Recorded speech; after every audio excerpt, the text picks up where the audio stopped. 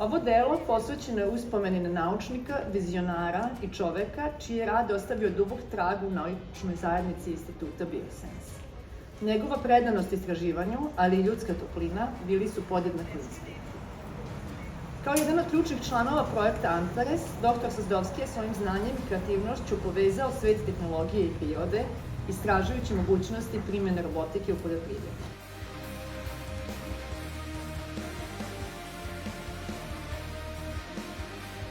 Taj spektar leta ptica simbolizuje vastuv naučni put u kome su ideje i dalje žive i hrabro se kreću dalje.